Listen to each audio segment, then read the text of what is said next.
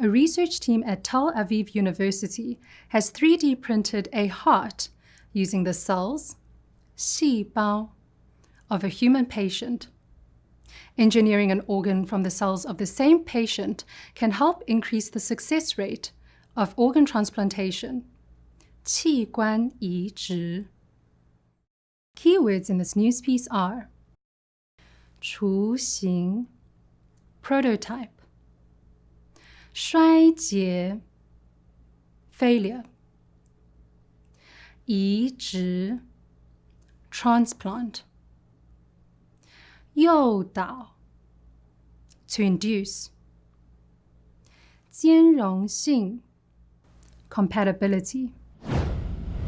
以色列特拉维夫大学的研究员成功以人体组织细胞为材料，透过 3D 打印技术打造迷你心脏。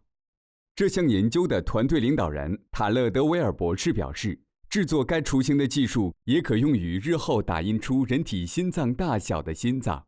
使用病患自己的细胞创造心脏，能提高移植手术的成功率。在心脏衰竭末期，唯有心脏移植才是有效的治疗手段。根据有线电视新闻网 CNN 的报道，德维尔表示，打印材料与患者器官的生化兼容性是降低排斥风险以及移植成功的关键。要打印出这个雏形，研究员诱导一名捐献患者的细胞产出多功能干细胞后，再生成心脏细胞。接着，他们再使用该心脏矩阵制成用来打印的个体化凝胶。该研究目前还在进行中。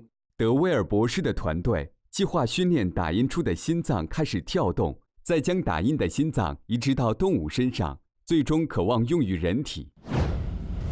雏形，雏是年幼的意思，指事物发展的起步阶段。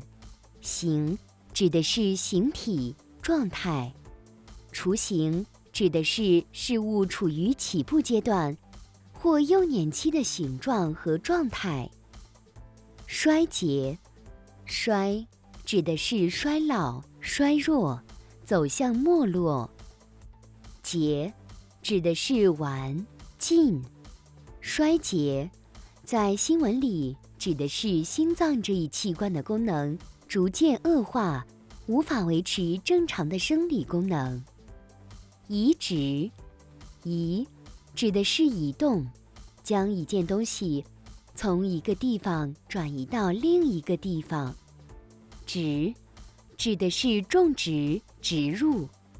移植有很多意思，可以指植物的栽培等。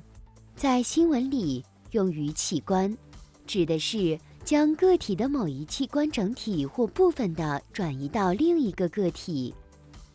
诱导，诱和导都有劝诱和引导的意思。在新闻里指的是研究员通过某种手段引导捐赠的细胞产出多功能干细胞。兼容性，兼和容都有容纳、包括，把一件东西吸收进自己的身体。性指的是事物的性质，兼容性指的是一件事物有能够吸收和容纳另一种事物，并不产生排斥的能力和性质。Thank you for tuning in to Chinese Pod today. Our academic team is dedicated to bringing you the best content for Chinese learning, so please subscribe to keep up to date with us. As for now, 再见. Register now using the promo code TODAY and receive 20% off your premium subscription. Chinese Pod, Chinese Pod.